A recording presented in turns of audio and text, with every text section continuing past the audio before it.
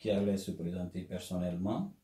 Je dis, je lui donne ma parole que on allait avoir une discussion et suite à ce qui va en sortir, je me retirerai, j'allais le soutenir. Mais si c'est pour soutenir quelqu'un comme un Super V à l'époque, je lui dis, je vais me présenter.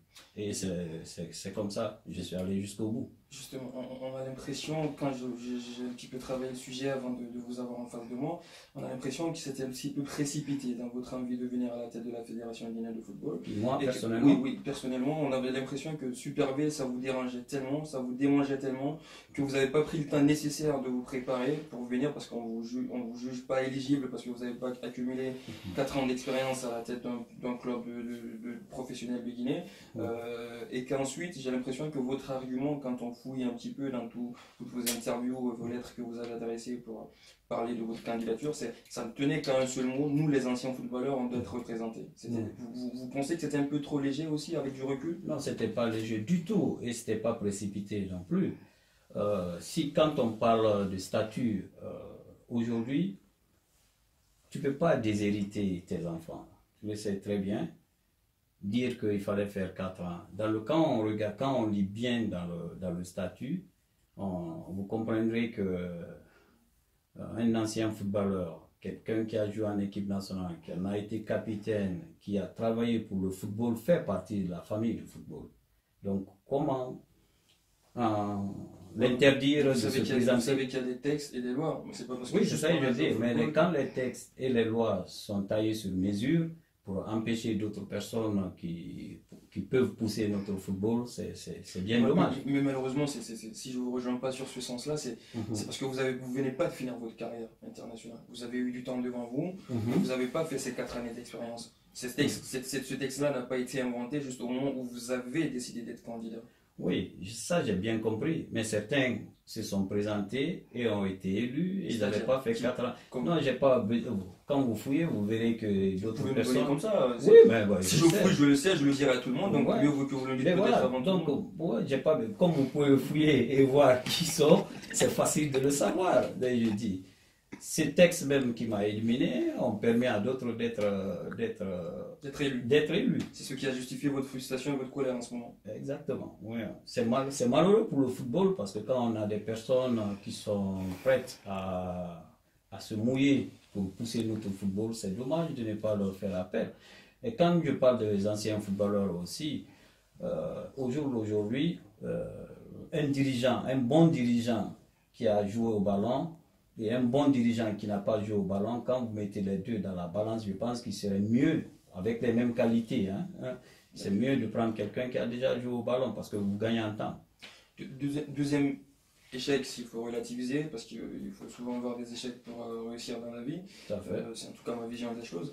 Deuxième échec, vous n'êtes pas élu en début d'année dans le comité exécutif de la Fédération guinéenne de football. Vous vous sentez un petit peu frustré. Vous dites que c'est quand même une victoire, parce que je reprends vos propos, parce que vous avez soutenu Antonio Soare, donc qui lui a gagné l'élection la plus importante, si j'ai envie de dire.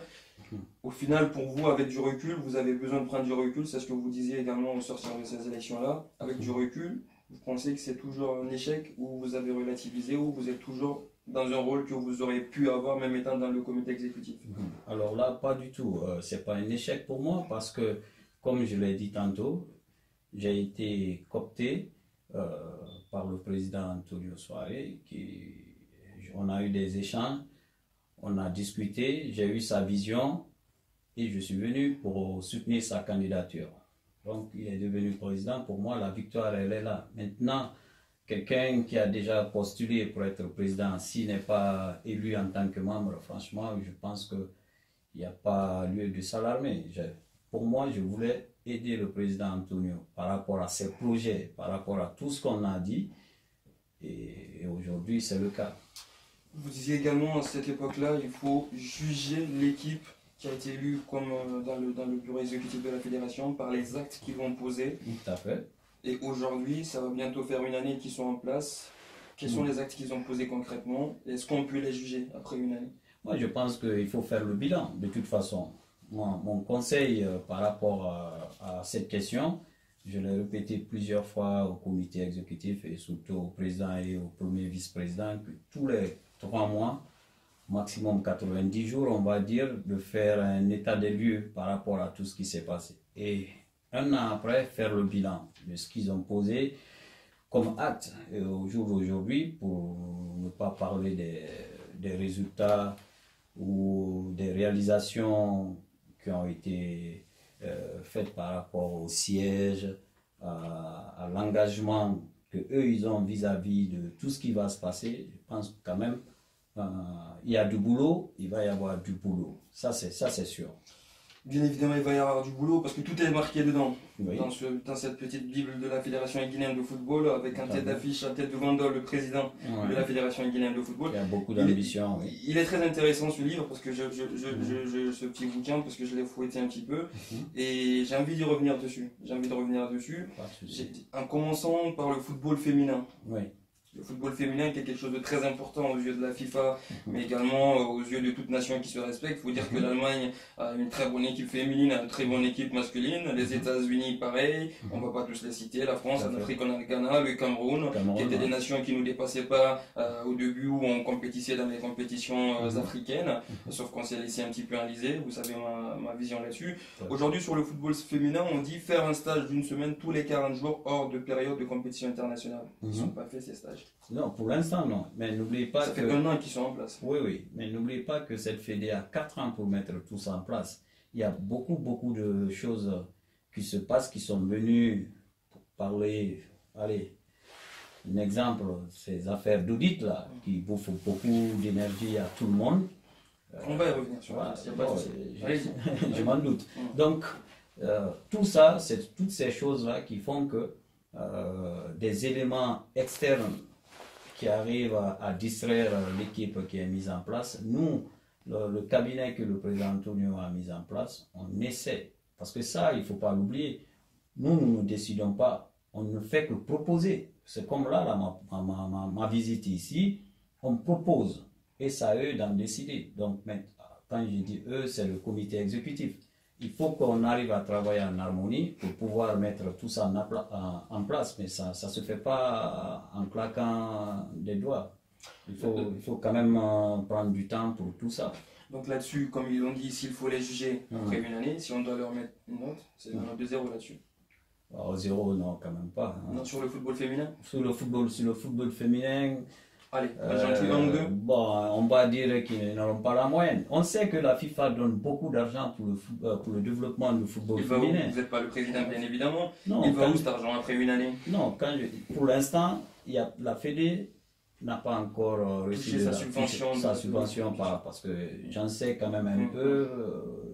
On a eu la visite du monsieur qui s'occupe du développement au niveau de la FIFA. Donc il y a beaucoup de paramètres qui rentrent en jeu pour pouvoir toucher ces sous-là. Mais on le sait, la FIFA donne une part très importante au développement du football féminin. Et d'ailleurs, ma visite ici, les éducateurs qui vont venir ici, j'en fais un point d'honneur de faire en sorte qu'il y ait un entraîneur qui s'occupe des filles. Donc, ce serait bien qu'une fille, une entraîneuse qui viendra pour voir comment les équipes ici se comportent.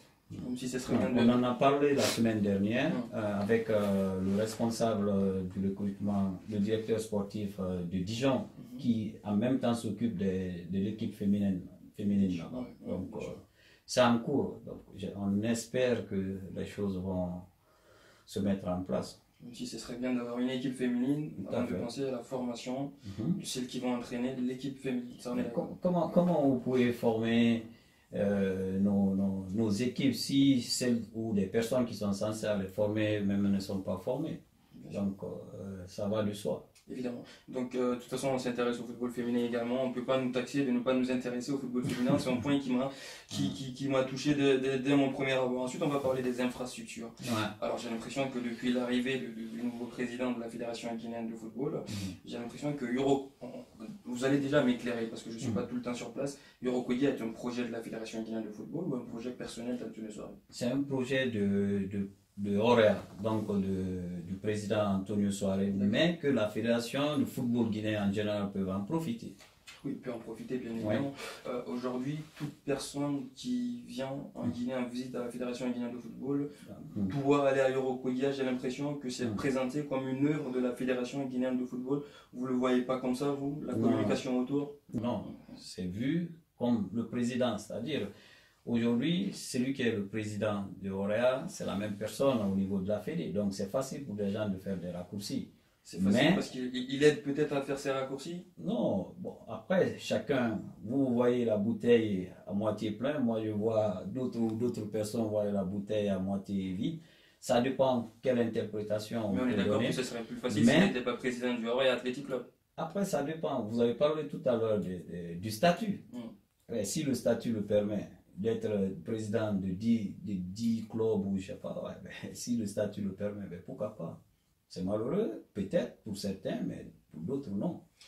Évidemment. On va continuer donc sur tout ce qui est infrastructure. J'ai lu la lettre du président Antonio Soares ici dans cette petite bible du football guinéen de la FEGIFOOT, qui aimerait qu'on le prenne comme un président qui pose des actes, pas comme un président qui nourrit des promesses, qui nourrit des envies et qui ne fait que, entre guillemets, faire rêver. Mais j'ai envie de jeter un regard sur le passé d'Antonio Soares, le passé de gestionnaire, le passé de président qu'il a eu. Il faut rappeler qu'il a été le premier président de la Ligue guinéenne de football professionnel et que c'est le même homme qui avait promis la mise en place de pelouses synthétiques, le renouvellement de certains stades. Comment croire quelqu'un qui a promis lorsqu'il était à la Ligue, qui n'a rien réalisé, le croire une fois qu'il est à la Fédé? Qu'est-ce qui va changer? Pourquoi on le croirait? Après, maintenant, les réalités ne sont pas les mêmes. Il est resté au président de la Ligue combien de temps? Ce qu'il faut voir aussi. Je pense qu'il est resté qu'un an. Voilà, qu'il est resté qu'un an, alors qu'il a un mandat de 4 ans qu'il doit rendre normalement après. Mais en une année, il n'y a eu rien de commencé, il n'y a eu rien d'amorcé, on n'a pas vu quelque chose, une patte qui commence à se dégager. Ça ne vous inquiète pas, vous? Vous, après une année, ou si quelqu'un ne travaille pas? Moi, ça ne m'inquiète pas, d'autant plus que l'ambition et la motivation qu'il a pour le football guinéen restent de mille. Maintenant, est-ce que des personnes qui sont censées l'accompagner, parce qu'il ne faut pas oublier une chose aussi, on peut avoir les moyens ou des motivations ou la passion, tout ce qu'on veut. Si il n'y a pas une politique sportive venant de nos politiques, il est compliqué de réaliser ces projets-là. Parce qu'on sait que ça va dans le développement. Et qui parle du développement d'un pays, c'est d'abord les politiques qui doivent s'intéresser. C'est extrêmement important. Si aujourd'hui on doit faire des terrains, si la Fédé doit faire des terrains aujourd'hui, il faut qu'il ait, enfin, construire des stades, de faire des stades, il faut qu'il ait des terrains. Ils existent déjà ces stades, j'ai l'impression. Moi, je parle des terrains de proximité déjà. Je parle des terrains de proximité. Est-ce que, pour parler financièrement et même au niveau administratif, tout est facile au niveau de nos politiques pour réaliser ces projets-là? Je ne suis pas si sûr. Donc, il faut, quand on veut aller en profondeur, quand on veut savoir les choses, il faut aller jusqu'au bout. Pour vous, l'État ne joue pas le jeu, ne facilite pas la chose? Pour moi, à 100%, non. Non. Pour moi, à 100%, je le dis en toute sincérité, s'il y avait une politique sportive du développement du sport en général, je pense qu'on serait largement loin aujourd'hui parce qu'on a des mécènes qui sont prêts à mettre leur avoir là-dedans. Donc je sais qu'ils nous suivent du côté du département des sports, qui peut remonter cela au département du budget, pour qu'ils accompagnent le football guinéen, qui est la seule chose qui unit les Guinéens. Tout à fait. Il n'y a qu'à voir la CAN, il n'y a qu'à voir les différents matchs du Syli national de Guinée. S'il y a vraiment une demande, accompagnons-les pour que cette demande soit visible. Il y a une chose qui m'a fait rire un petit peu, parce que j'ai aussi de l'humour un petit peu.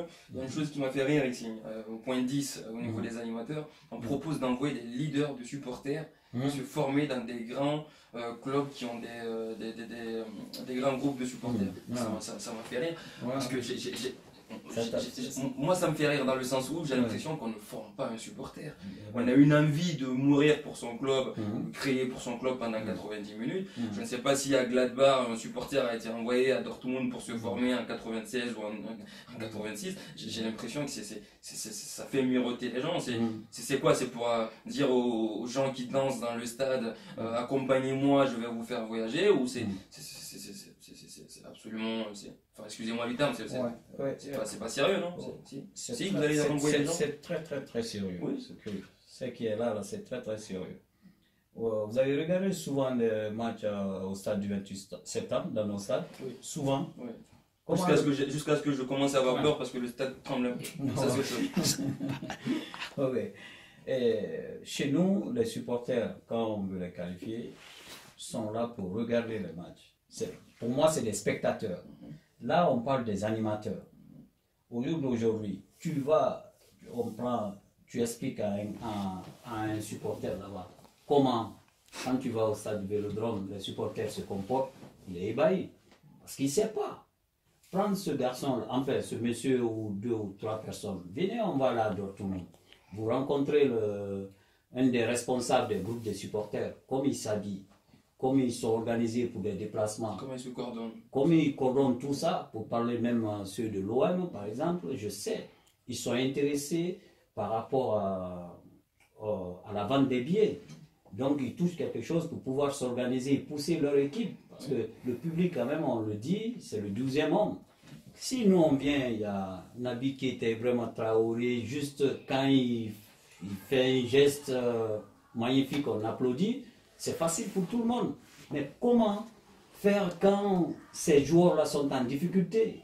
Il faut leur apprendre ça, ils ne le savent pas. Donc dire que ça vous fait rire, bon, sans rentrer dans les trucs, peut-être que une fois que je vous ai donné les explications que je viens de donner là, je pense que ça vous fait pleurer parce que c'est du concret. Ça me faisait plutôt rire dans le sens où je ne voyais pas un supporter se former pour supporter. Mais oui, pour tout ce qui est organisation, gestion, coordination. Il faut venir voir ce qui se passe de mieux chez les autres. Ça à tous les niveaux. Et essayer de ramener ça chez nous. Si on ne sait pas inventer, il faut avoir quand même l'intelligence de copier. Exactement. Voilà, donc on est dans ça actuellement. Ce qui est déjà une très bonne chose de savoir qu'on ne peut pas et qu'on peut copier ailleurs. Ouais. On va parler de vous pour terminer. Vous êtes également agent de joueur. Aujourd'hui, vous êtes notamment l'agent d'Isiaga Silla, qu'on connaît du côté de Toulouse. Vous connaissez pas mal d'internationaux guinéens. On a eu tout à l'heure un échange avec Ibrahima Traoré sur la performance et le manque de résultats dans le CELI national guinéen. Ouais. Qu'est-ce que vous en pensez au bout de ce manque de résultats? Vous les connaissez bien ces joueurs-là, puisque c'est vos produits footballistiques, entre guillemets, il faut le dire. Vous pensez, vous avez peut-être suivi la première partie de cette émission. Vous en pensez quoi de ce qu'on disait sur le manque de résultats aussi? Déjà, par mon rôle, actuellement, je ne suis plus agent de joueur. D'accord. Parce que ce n'est pas compatible par rapport à ce que je fais. Avant, c'était individuel, je dois m'occuper de tel joueur. Maintenant, je travaille pour la Fédé, pour le développement et de la formation de notre football. Donc, côté agent, on laisse ça de côté. Par contre, on a une structure, c'est comme chacun d'entre nous peut avoir une société qui marche. Mais moi, personnellement, je suis plus dedans. Maintenant, pour revenir à votre question en ce qui concerne notre manque de résultats, ça aussi c'est la même chose, c'est à tous les niveaux, c'est d'abord les joueurs. Moi je dis, ce que je condamne, c'est d'abord le joueur, parce qu'un joueur, tu dois avoir de l'orgueil. Tout à l'heure j'ai écouté Traoré qui parlait que quand il rentrait de l'équipe nationale, comme il est fier après un bon résultat même s'il n'a pas joué. C'est l'orgueil qui parle là. Donc, nos joueurs doivent comprendre que quand ils viennent en sélection, le pays leur paye le billet, les primes, tout ce que vous voulez pour venir représenter valablement l'équipe nationale. Ils doivent respecter ça. Quand un joueur sait que en venant en équipe nationale, s'il ne fait pas les choses comme il faut, il peut avoir des problèmes, même dans son club. Il peut perdre sa place. Je pense que le comportement sera différent. Mais ça, je parle des joueurs. Mais il y a qui pour faire passer ce message à ces joueurs? C'est la question qu'il faut se poser. Donc on parle de l'entourage, on parle des dirigeants qui pensent par moment, certains, qui pensent par moment que bon, le joueur, allez, il ne faut pas le toucher. C'est bien s'il fait son boulot. Si le joueur ne fait pas son boulot, il y a une règle qui doit être installée. Tout le monde doit tirer dans le même sens. C'est pas respecté, mais le joueur il vient pas. Ou il vient, il respecte pas la chose, qu'est-ce qu'il faut faire? Il faut le renvoyer dans son club. Faire un courrier derrière, avant que le joueur n'arrive dans son club. Le club sait déjà le pourquoi on l'a renvoyé. Vous appelez vous la presse, vous l'expliquez, puis voilà.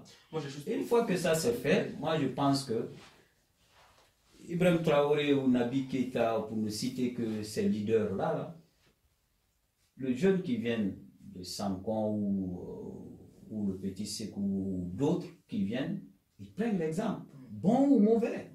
Donc il faut faire passer le message. Quand c'est huilé, j'en suis sûr, cette équipe-là peut avoir des résultats. Je suis totalement d'accord avec cette vision des choses. Je pense que c'est un petit peu ce que j'avançais. Mais aujourd'hui, est-ce que c'est facile d'instaurer cela dans une équipe comme le Sili National de Guinée, oui, où les joueurs, oui, il faut avoir la volonté. Où les joueurs voient cette équipe-là comme n'étant pas une équipe, entre guillemets, de résultats, donc où ils n'ont rien à perdre. Est-ce que les dirigeants n'ont pas un petit peu peur de perdre le peu qu'il leur reste? Mais dans ce cas, il faut repartir à la base. Est-ce qu'aujourd'hui, on n'a pas le courage, peut-être je pense qu'on n'a tout simplement pas le courage de faire ça. Parce que je pense qu'aujourd'hui, les joueurs qui sont en sélection... Pensez-vous que avec la volonté qu'il a, le président Antonio Soare, il peut avoir peur des joueurs?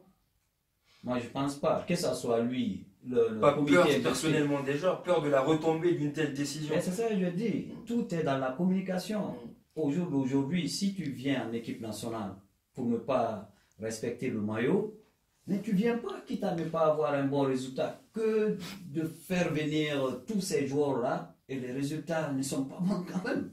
Donc il faut savoir ce que tu veux. Et une fois que tu expliques ça aux gens, bon, écoutez, maintenant la règle c'est ça. Peut-être on ne va pas avoir un bon résultat dans les 6-8 mois qui vont arriver, mais au moins ça serait propre. Et les résultats viendront. Est-ce que cette question a été à l'étude? Parce qu'on sait que lorsqu'Antonio Soare est venu, la question qui était plutôt sur la table en ce moment-là, c'était de ramener des binationaux. Ce qui n'a jamais d'ailleurs été un succès, parce qu'on sait que le gardien Doucouré n'est jamais venu. Razagui, ça a traîné avant qu'il se blesse. Comment ça se passe? Je vous arrête de suite. Ces affaires de binationaux, machin et tout ça. Pour moi, tout ça, c'est des discours populistes. Ça ne sert à rien.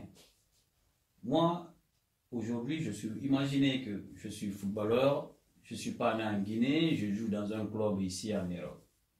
Et on me course pour venir jouer en équipe nationale. Avant de venir, les infos, je les ai déjà. Ma mère appelle, mon père ou la famille, tout le monde appelle pour savoir ce qui se passe réellement dans l'équipe nationale. Pensez-vous que je vais venir? Je ne vais pas venir. Déjà, je sais que c'est pas bien huilé, c'est pas bien organisé. Le gars, il ne viendra pas. Ça ne sert à rien de ce gars. D'autant plus que ces mêmes joueurs, tant qu'ils ont une lueur d'espoir de jouer pour des équipes nationales européennes, ils ne viendront pas. Même, imagine, le joueur a envie de venir. Je parle, l'agent, la famille ou d'autres personnes qui ont leurs intérêts mieux ailleurs qu'en Guinée. Vous croyez que le joueur va venir, même s'il a envie, il va tellement subir la pression, il ne viendra pas. Mais par contre, si nous, en Guinée, là-bas, l'équipe nationale est super bien organisée, c'est les joueurs eux-mêmes qui vont faire des démarches. Parce que ces mêmes joueurs-là voudront jouer la Coupe du Monde, ils aimeraient jouer la Coupe d'Afrique et tout ça. Donc il faut d'abord nettoyer sa maison avant d'inviter les gens. Exactement, ça c'est exactement une belle formule, nettoyer sa maison avant d'avoir des invités. Ça s'est vu avec l'Algérie, à un moment donné, qui n'attirait aucun binational, aucun joueur évoluant à l'étranger, qui au final ont tous couru pour venir en Algérie, pour jouer la Coupe d'Afrique, pour jouer la Coupe du Monde. Mais avec le Sili, ça traîne depuis un bon moment. Est-ce que les vraies décisions ne sont tout simplement pas prises parce que, comme je l'ai dit tout à l'heure, il y a des peurs, des retombées de ces décisions-là? Il faut casser ici à la peur, comme vous le dites, il faut la casser. Moi je pense que cette barrière-là, il faut la faire tomber pour pouvoir avancer. Sinon on va stagner, les mois passent, les années passent et on n'aura pas le résultat. Il faut se lever pour pousser notre football. Et quitte à prendre des décisions qui ne sont pas forcément populaires, mais il faut le faire pour le bien de notre football. Moi, je suis pour ça. Une dernière question. On se qualifie pour la CAN 2019, oui ou non? 2019, ah oui, obligé. Sinon, que faire de cette génération-là? Et je le dis tantôt, les joueurs doivent avoir de l'orgueil. Quelqu'un qui a joué au ballon, qui connaît le football, même sur le terrain. Parce que si aujourd'hui Siaga il doit faire 10 mètres pour boucher un trou et il fait semblant de ne pas voir, pour moi c'est de l'indiscipline. C'est un non-respect pour le groupe. C'est plein d'exemples comme ça. Ces garçons-là doivent jouer les uns pour les autres. Le jour où ils vont comprendre ça, le jour où ils vont mettre ça en place, sincèrement, on aura une très bonne équipe. Voilà, donc les conseils seront, j'espère, suivis par les internationaux guinéens qui vont suivre cette émission. Merci en tout cas à Abdoul Bangora de nous avoir suivis. AKV, illustre défenseur du Sili national de Guinée. Peut-être qu'on aurait eu besoin de vous encore aujourd'hui, vous pensez? Non, ça va trop vite. Ça va trop vite pour vous maintenant? Hier, j'ai discuté avec le directeur sportif de Mönchengladbach. Lui-même, il dit il y a 10 ans, c'était pas le même rythme. Donc là, ça c'est évident. Ça va un peu. Il y a des petits garçons qui vont très vite, maintenant comme des turbos. Ça va trop vite. En tout cas, merci de nous avoir suivis ici du côté de l'Allemagne à Mönchengladbach. Et on était avec Ibrahim Traoré dans un premier face-à-face dans l'Inside. Ensuite, nous avons été avec Abdoul Bangora pour le face-à-face, évoquer des sujets sur le Sili national de Guinée, sur la Fédération guinéenne de football.